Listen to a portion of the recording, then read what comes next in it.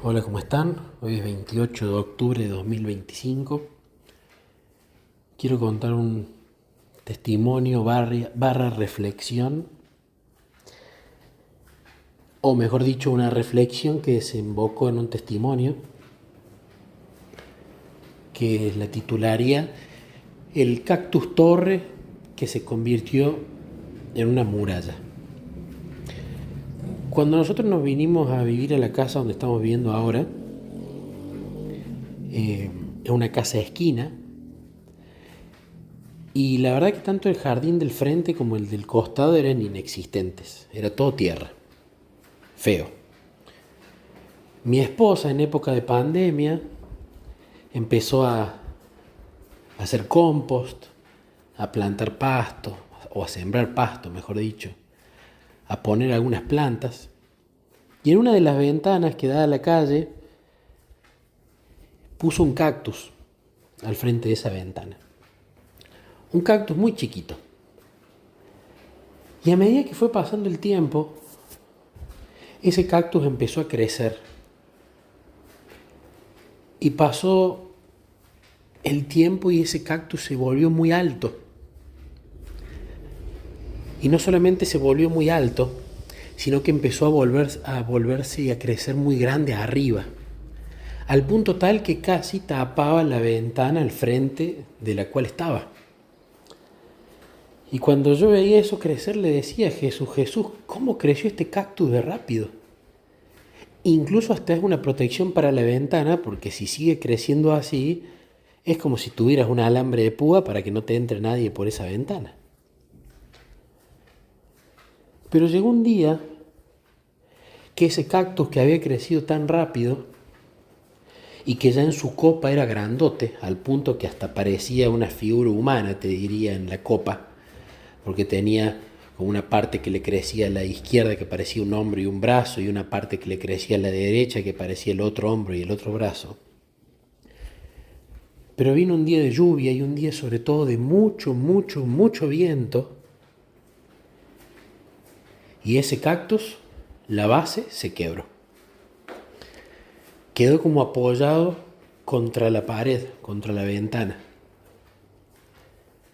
Y cuando lo vimos que la base estaba quebrada.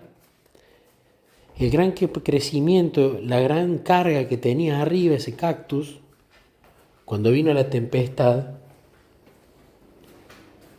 se terminó quebrando. Fuimos con mi esposa a tratar de pararlo bien, de enderezarlo, pero era imposible. Además no teníamos los materiales adecuados y nos pinchábamos con las espinas. Hasta que decidimos simplemente que siga su destino. Se cayó al piso y se quedó tendido allí en el suelo. El cactus tan chiquito que alguna vez creció tanto al punto que se veía impenetrable el pasar por esa ventana, de repente vino la tempestad y lo tiró. Entonces lo que le decía yo a Jesús, porque me gusta mucho, haciendo un paréntesis, meditar en las cosas de la naturaleza. Dios nos habla a través de la naturaleza. Camino a Cristo, página 92. Dios nos habla a través de la naturaleza, entre muchísimas otras formas. Pero reflexionaba con Jesús y le decía, es como que ese cactus creció muy rápido. Agarró muchas más cargas de las que podía, porque en su copa tenía un montonazo de subcactus y etcétera, pero su base estaba media endeble. Y vino la tempestad, como en esa parábola de la casa sobre la roca o sobre la arena, y el cactus se cayó. Entonces, como que espiritualmente meditaba en eso, ¿no? Y lo charlaba con Jesús. Y pensaba que quizás esa era la lección. Una lección más de quizás algo que creció demasiado rápido, pero no tuvo base y vino la tempestad o la prueba y chao. Pero como los pensamientos de Dios no son nuestros pensamientos ni sus caminos son los nuestros, empezó a pasar el tiempo y ese cactus permanecía ahí tirado, ¿no? Nadie lo iba a sacar, nadie se iba a pinchar, ya está, la naturaleza se lo comerá. Empezó a pasar el tiempo y casi sin darnos cuenta, esa base que antes era minúscula en comparación con todo su cuerpo, ahora era gigante, porque todo el cactus mismo empezó a formar una nueva base. Y vinieron las lluvias, y vinieron los vientos, y vinieron las estaciones, y fue pasando el tiempo, y ese cactus que parecía vencido empezó a florecer, empezó a verse bello por fuera, empezó a crecer, y como ahora tenía una base inmensa, empezó a crecer mucho más que antes por todos lados. Ya la primavera pasada había visto su primer florecer y digo, no puedo creerlo, ese cactus muerto está floreciendo, y nunca le había visto una flor tan linda como esa primavera, o esa estación, creo que era primavera. Pero fue pasando el tiempo y ese cactus siguió creciendo y se volvió 2, 3, 4, 5 veces su tamaño, sobre todo en altura. Y de pasar de ser una torre gigante, ahora se había convertido en una muralla.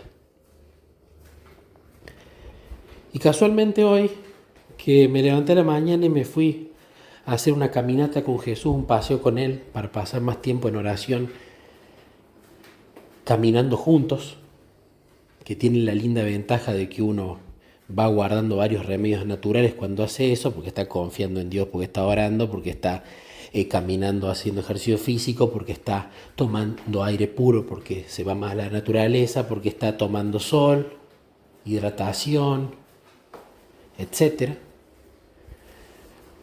Cuando me iba a ir a caminar, volví a la vuelta de la caminata por esa ruta, pasando por esa parte de mi casa. Y cuando pasé lo vi al cactus totalmente transformado. Una base sólida, un montón de crecimiento hacia arriba, pero pudiendo soportar esas cargas, y unas flores hermosas. Ahora más que una torre como antes, parecía una muralla infranqueable. Entonces cuando miro el cactus y le digo, Jesús, qué increíble, ahí vino el flechazo. Tenés que meditar en esto. Hay un mensaje acá. El primer mensaje que saqué de eso es que muchas veces vamos a malinterpretar las acciones que Dios tiene. Yo no creo que haya sido un cactus orgulloso y soberbio como Nabucodonosor, que vino la tempestad, lo tiró y ese cactus quedó vencido. Porque esa era mi primera interpretación. Sino que aquí era ese cactus que estaba creciendo. Yo necesité ponerle esa tempestad, ese viento, porque su propósito era otro. Necesitaba que todo ese crecimiento para arriba ahora se acueste, para que su base sea sólida, porque su destino no era ser una torre, era ser una muralla. Y no hay peor cosa para un mono que tratar de llegar al fondo del mar y no poder lograrlo porque no está hecho para eso. Como no hay peor cosa para un pez que le pidan que trepe un árbol. El destino de ese cactus no era estar en esa ventana, era estar como está ahora. Me llevó a pensar mucho también en mi vida espiritual. Siempre uno tiene que controlar que su base nunca sea más chica que su cantidad de actividades o cargas. Uno cuando recién empieza no hay problema porque cargas no tiene. Ora, medita en las escrituras, estudia. Esa relación con Jesús en ese primer amor es lo más lindo que uno tiene. Pero cuando uno empieza a crecer y empieza a tomar más actividades, que predico por acá, que doy la escuela sabática por allá, que acepto tal cargo, que doy tal estudio bíblico, de repente doy seminarios de pesca, tengo un negocio donde vendo cañas de pescar, doy seminarios y cursos de cómo pescar, pero hace años que no pesco, hace años que se perdió la práctica. Y eso muchas veces nos puede pasar cuando pasamos de María a Martas y nos quedamos en Marta. nunca volviendo a ser Marías. Entonces me llevó a pensar en esa época donde yo estaba lleno de cargas, recuerdo estresado, y Jesús allí tocó mi corazón a través de un texto de Elena, haciéndome entender de que había un montón de cargas que él nunca las había pedido y que yo me las había agregado solo. Estaba siendo como ese cactus. Entonces cuando hice esa lista de cargas y vi todas las que Jesús no me había pedido y empecé a dejar, de nuevo fue como haber recibido la tempestad, haber caído como ese cactus y ya las cargas no estaban y la base volvía a ser sólida de nuevo. Elena en el deseado tiene un párrafo que no me acuerdo ahora dónde está, pero ella le habla a los discípulos, o mejor dicho, ella habla acerca de que Jesús le dice a los discípulos de los grandes problemas de, al tener éxito en la obra, terminar haciendo de nuestra obra nuestro Salvador. Y ella dice, a pesar de que necesitamos trabajar fervientemente por la salvación de los impíos, siempre debemos tomarnos tiempo para la oración, la meditación y el estudio de la palabra de Dios. Ella dice esas tres cosas. Y esta historia estoy casi seguro que tiene que ver con venid reposad un poco, con el capítulo del deseo que se llama así. Otra linda lección que me deja este cactus que de torre se convirtió en muralla es que creo que muchas veces cuando tenemos pruebas y vemos que pasamos o angustia o desconfianza o estuvo difícil, pasé estrés, pero no me desconecté, decimos, uy, fallé la prueba, porque desconfié, porque pasé estrés, porque sentí miedo, porque no estuve tranquilito y en paz. Pero en este caso, por ejemplo del cactus, esta tempestad fue para beneficio de él. Uno podría interpretar, fue una derrota la caída del cactus. No, fue una victoria. El cactus necesitaba esa caída para tener una base gigante como su altura. Fue una victoria. Ahora cuando descubro porquerías nuevas en el tacho de basura de mi alma, recuerdo que cuando recién arrancaba iba descubriendo cosas podridas en mi corazón, lo veía como una derrota, lo veía como una falla. Y hoy en día lo veo como una victoria y me alegro cuando hay porquería nueva. ¿Por qué? Porque no hay peor enfermedad que la que no se diagnostica o se descubre. No hay peor basura que la que no veo. No hay peor pecado que el que no me estoy dando cuenta que tengo ahí. No hay basura más podrida que la del fondo. Entonces, uno puede tomar tres caminos, o preferir seguir en la ignorancia, que es un camino válido, o descubrir esa basura y enojarse porque ahí está y tratar de barrerla abajo de la alfombra o no hacer nada con respecto a eso, o alegrarse e ir al único que le puede sacar, que es el gran recolector de residuos espiritual, nuestro querido amigo Jesús, y que Él saque esa basura y se la lleve y deje el basurero más limpio que lo que estaba antes, o que lo que yo pensaba que estaba antes. Ojalá algún día llegue ese punto donde quizás Pablo decía, o donde quizás se refería a esto de gozarse en las debilidades, o de gozarse en las pruebas, porque en realidad es como este cactus que cuando viene la tempestad no es una derrota, sino que es una victoria, porque Jesús está trabajando.